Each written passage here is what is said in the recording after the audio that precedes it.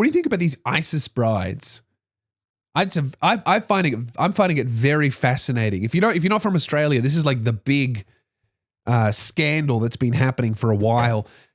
These Australian women left Australia to join ISIS. They willingly left Australia, married ISIS fighters in fucking Afghanistan or wherever, and obviously ISIS were defeated.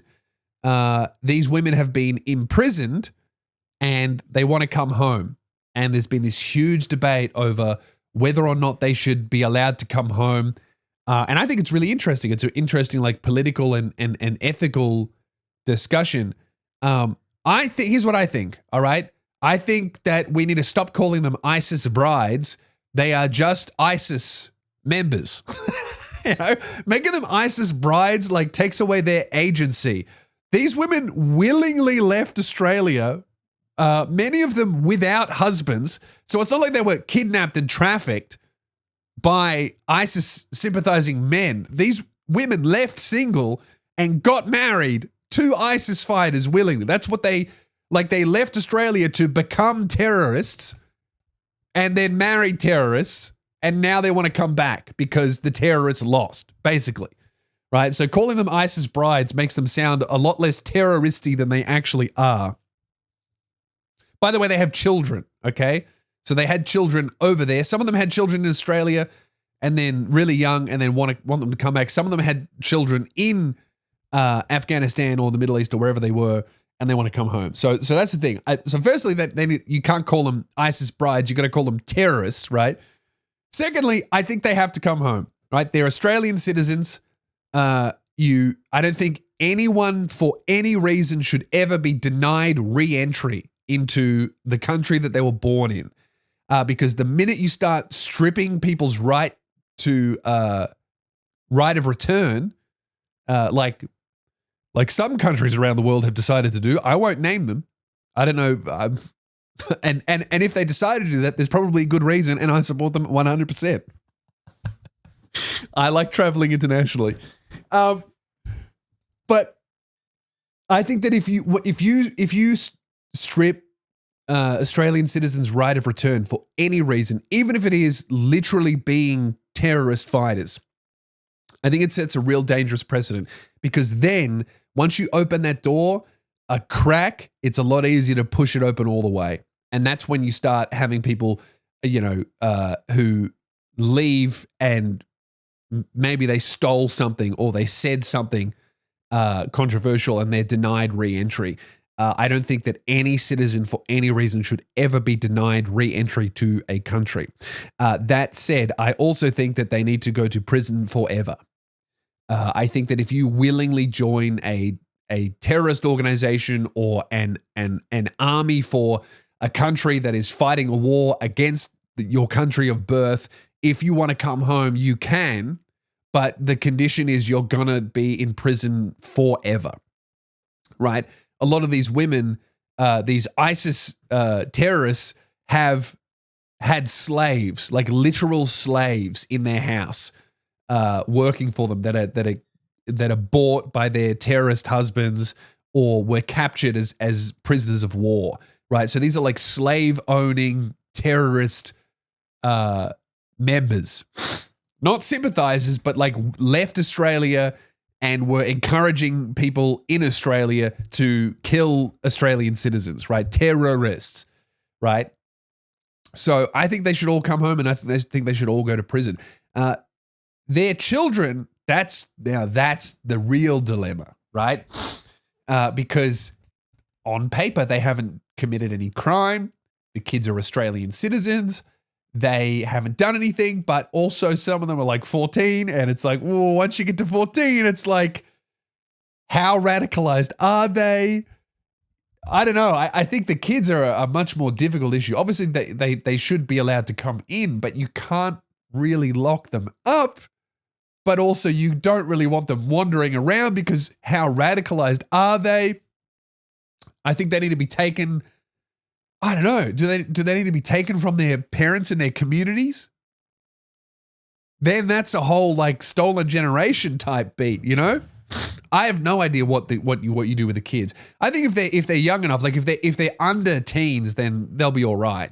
As long as they're socialized properly in the Western world, they'll probably be fine. But yeah, once they're like over 14, it's like, okay, there's going to be a lot of stuff in their head that they don't even know is there. You know what I mean? Like that kid won't even know is there until they hit 21 and they just fucking see some Western degeneracy and get activated like a sleeper cell.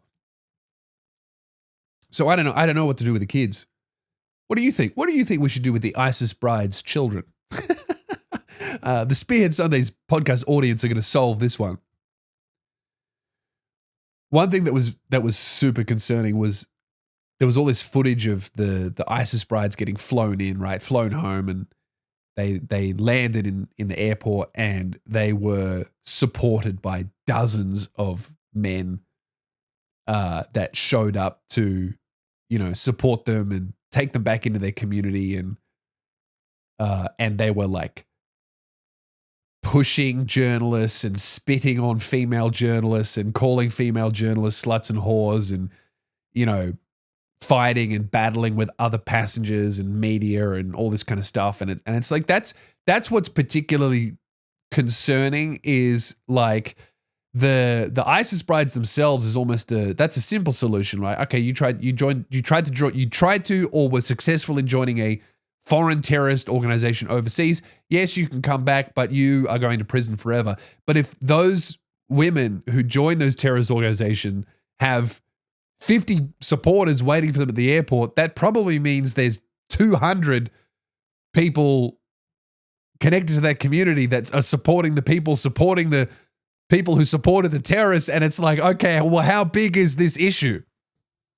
Because if my mate went and joined ISIS, I would probably unfriend him on Facebook. If Keelan joined ISIS, I wouldn't pick him up from the airport. I'd be like, God bless you, buddy. I don't approve of that. Because it's annoying enough to pick up a friend from the airport. Have you ever asked someone to pick you up from the airport that you're good friends with? That's a big ask.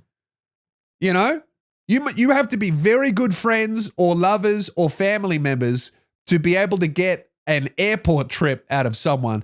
And really, you only get like 2 to 3 in a friendship or a relationship out of someone. An airport trip, that's a big ask, right?